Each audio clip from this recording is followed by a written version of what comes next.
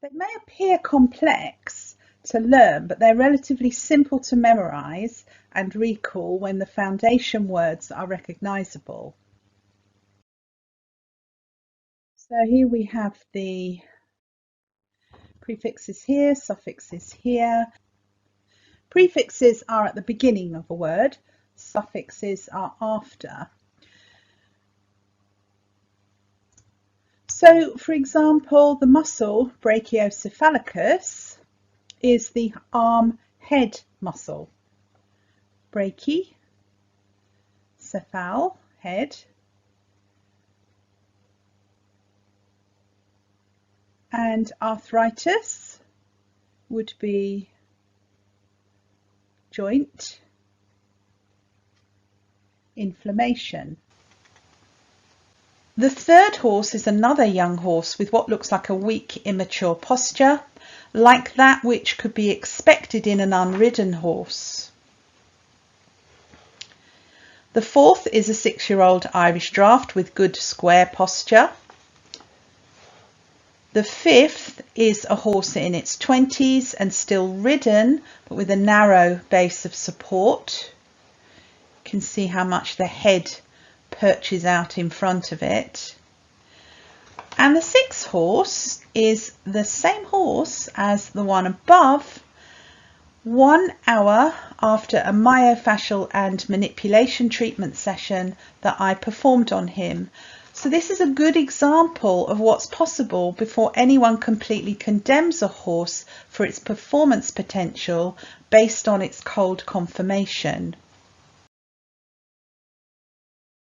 We can have the rider walk away and walk back. So ask them to walk away for, say, 10 steps and back again. And that will give us some information about their balance and coordination from side to side. So, for example, this rider tends to be weak on this left side so that they are leaning as they move away.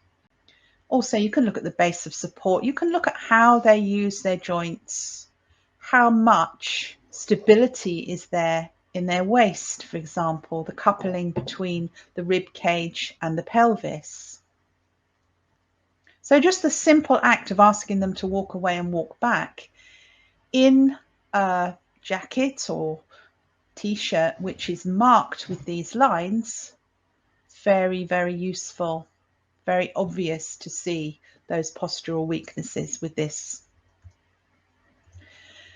And we will look at the static alignment so that when they have come back to halt and they're standing in front of you, then you would look at their posture from behind. So again, we can see that this rider's also leaning to the left, and there's a problem with the base here. And it's important to be able to determine how their rib cage is centered or not over their pelvis. So you can see this one, this is good centering here. This is not good centering because there is some tilt there. So we look from the side, we look from behind. You can look from the front, but you'll get as much information from behind. And also you would look for the gap made at the waist between the elbow and the rib cage, and see if one side there's more daylight showing through there compared with the other. This would indicate some rotation in the upper body. Again, is the rib cage central, very important. And we can place them against a wall and look at their rotations. This is a very useful way of assessing the rider, because when you place them against a wall, the rotations will be fairly obvious, but the wall has to be fairly flat and preferably without a board at the bottom, although at this stage we are looking more for upper body rotations. So shoulder, ribs, and pelvis.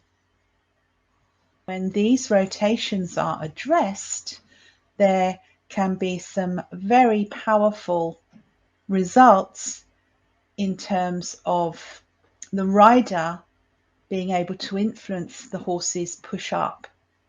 And that's when all this starts to get very exciting indeed.